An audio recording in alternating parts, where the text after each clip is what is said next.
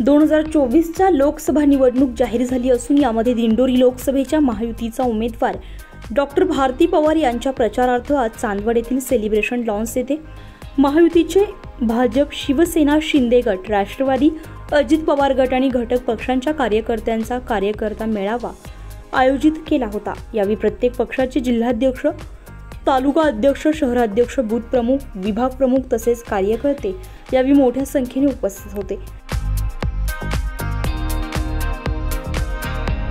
यावेळी विविध मान्यवरांनी आपलं मनोगत व्यक्त करत चांदवड तालुक्यातून मान्य डॉक्टर भारतीताई पवार यांना मोठ्या मताधिक्याने विजयी करू असा निर्धार केलाय। त्यांच्या रूपाने एक ना अनेक कामं आपल्या मतदारसंघामध्ये झाले असतील, काही आपल्याच रूपाने काही कामं झाले। विरोधक आज जसं आता मला वाटतं डॉक्टर साहेबांनी काय 350 रुपयाच्या अनुदानाचा आपण हिट केला, मागच्या याच्यामध्ये गारपिटीचा तुम्ही विषय जो घेतला।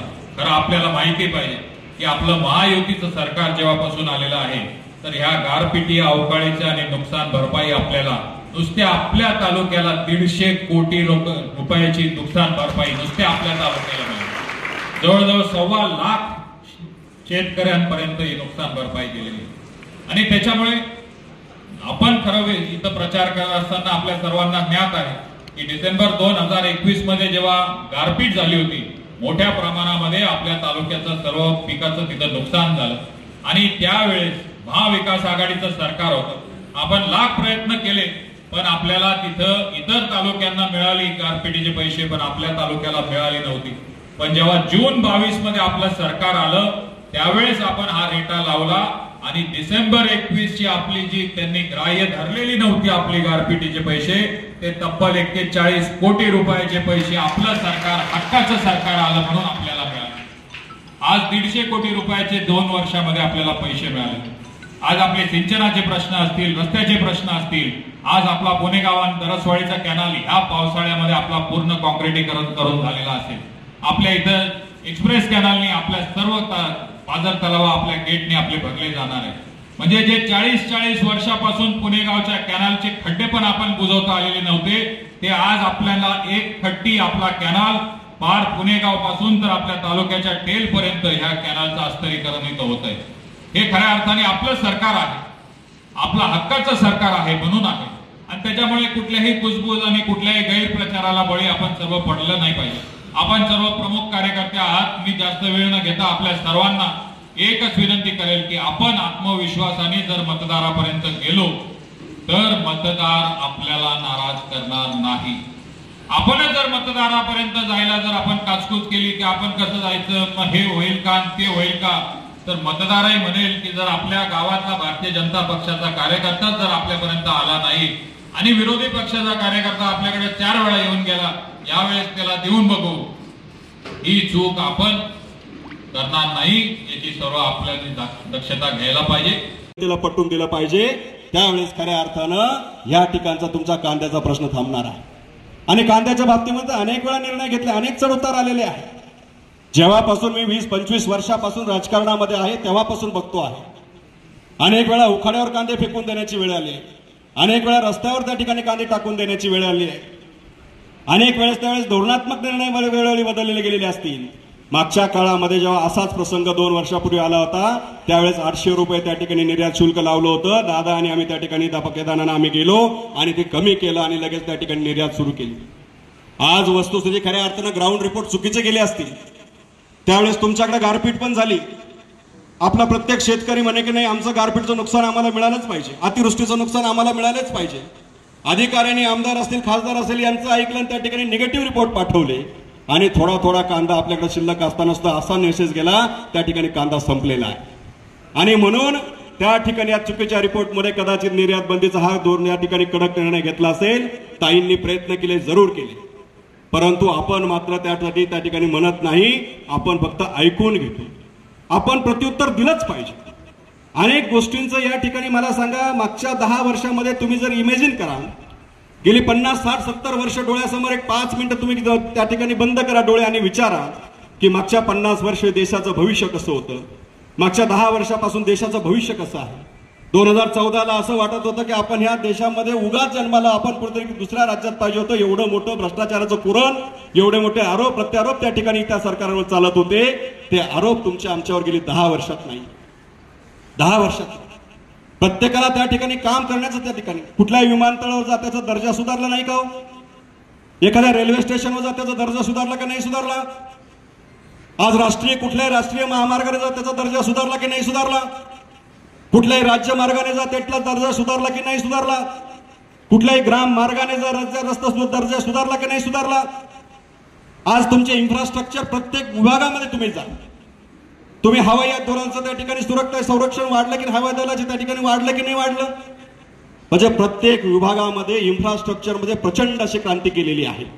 आणि जेव्हा इन्फ्रास्ट्रक्चर होतं तेव्हाच खऱ्या अर्थानं ग्रोथला सुरुवात होत असते. आणि हे 10 वर्ष आपल्या सरकारनं, मोदी सरकारनं, भाजपा सरकारनं इन्फ्रास्ट्रक्चरचं काम केलं. बऱ्याचशा मुद्द्यांवर चांगली चर्चा झाली आणि मी पण एक उमेदवार म्हणून गेल्या 1 महिन्यापासून प्रवास करते. अनेक तालुक्यांमध्ये हा प्रवास होतो. प्रवास करत असताना जेव्हा एखाद्या गावात गाव भेटीसाठी गेलो, सुनील भाऊ आणि आम्ही दिंडोरीमध्ये प्रवास केला, कळवणमध्ये केला, येवल्यात केला. अध्यक्ष वाघसाहेब आपण ते साक्षीला आहात. चर्चा नक्की होते की प्रत्येक तालुक्याचे वेगवेगळे प्रश्न आहेत.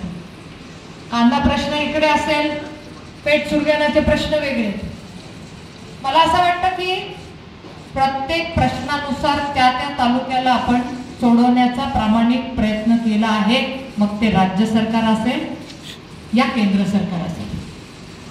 5 वर्ष खासदार म्हणून काम करत असताना किंवा दादा आमदार म्हणून आपणही काम करत असताना आमची ती जबाबदारीच असते. सर्व सन्मान्य व्यासपीठावरील आमचे सगळ्यांचेच प्रश्न असतात. जेव्हा तुम्ही आमच्याकडे एखादा प्रश्न मांडतात तेव्हा ते राज्य किंवा केंद्राकडून सोडवून घे. मला असं वाटतं की गेल्या 60 वर्षामध्ये मी आज आवाहन करते या सभेतून, या मेळाव्यातून, विरोधकांनी यावं आणि कुठले 5 मुद्द्यांवर कांदा प्रश्न सोडवण्यासाठी काम केलं हे जर मला सांगितलं, मी विनम्रपणे ऐकण्यासाठी तयार आहे. हे माझं पहिलं आव्हान राहील. 60 वर्षात काँग्रेसने कांदा प्रश्नावर काय काम केलं हे परत एकदा सांगते. सन्माननीय विरोधकांनी समोर यावं आणि मला सांगावं. मी नक्कीच ऐकायला तयार. मी परत एकदा सांगते की मी काय केलं, माझ्या सरकारने काय काम केलं, राज्य सरकार, केंद्र सरकार, 5 पर्याय आम्ही दिले कांदा प्रश्नासाठी. ते सुद्धा ऐकायला त्यांनी यावं. कांदा प्रश्न राजकारणाचा करू नका, माझी हात जोडून विनंती आहे. शेतकऱ्यांना याच्यामध्ये कुठलाही इंटरेस्ट नाहीये.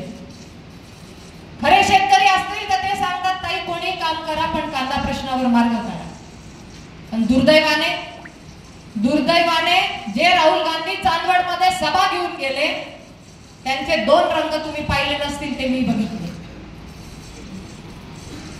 राहुल गांधी चांदवडमध्ये येऊन सभेत बोलतात आम्ही शेतकऱ्यांसाठी काम करू, आम्ही हे करू ते करू.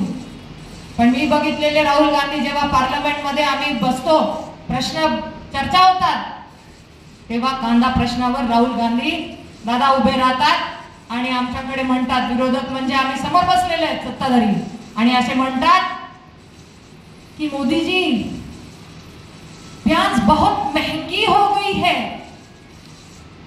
असं म्हणतात. त्यांचे खासदार घेतात, तावातावाने उठतात, पार्लमेंट मधनं वॉकआउट करतात. हे राहुल गांधी आम्ही बघितले बाहेर जाऊन आंदोलन करतात. काढा तुमच्याकडे युट्यूब आहे. अण्णा तुम्ही खूप चांगलं बोलले, आता हे फोन आलाय बरंच आहे बघा. त्यांच्या खासदारांनी कांद्याच्या माळा घालून महंगी प्याज म्हणून बोर्ड घेऊन संसदेच्या बाहेर आंदोलन केली. विचारा ना तुम्ही पण सगळ्यांनी व्हॉट्सअपला, द्या उत्तर. हिम्मत असेल तर या समोर. ही भारती पवार, आम्ही इथेच आहेत, आम्ही घाबरणारे नाही, काम करणारे, आम्ही झुकणारे नाही, आम्ही रडणारे नाही, आम्ही घाबरणारे नाही. माझ्या महाराष्ट्रात येऊन तुम्ही भाषण करतात, चांदवडमध्ये येऊन राहुल गांधी बोलतात आणि माझाच नाशिक जिल्ह्याच्या वीर पुत्राचा, स्वातंत्र्यवीर सावरकरांचा वेळोवेळी अपमान करतात आणि इथे येऊन भाषण टाकतात. 4 आव्हानं दिली होती मी त्यांना, काही प्रश्नाचं उत्तर दिलं नाही. कांद्यावर बोला म्हटलं, स्वातंत्र्यवीर सावरकरांवर बोला म्हटलं, नाही बोलले. तिसरा मुद्दा सांगितला की आदिवासी भागात तुम्ही काय केलं, काय सन्मान दिला ते पण बोला. नाही बोलले. का नाही बोलले? मी साक्षीला आहे त्याची. ज्यावेळेस पंतप्रधान नरेंद्र मोदी म्हणाले की या देशाला आपल्याला राष्ट्रपती एक आदिवासी महिला करायची, एक संदेश द्यायचा आहे की सर्वोच्च पदावर पण सन्मान होऊ शकतो. त्यांनी सगळ्यांना विरोधकांना समजावून सांगितलं. त्यांनी विनंती केली की पहिल्यांदा असं देशाचं नेतृत्व होऊ द्या. हे का होऊ द्या की आपल्याला इतर देशांना एक प्रकारचा संदेश द्यायचा आहे की आमच्या भारतामध्ये सुद्धा सन्मान होतो. हा संदेश भारतासाठी तो होता, पण इतर देशांना पण द्यायचा होता. त्यांनी सांगितलं, त्यांनी विनंती केली. उत्तर महाराष्ट्र लाईव्हसाठी धनंजय पाटील, चांदवड.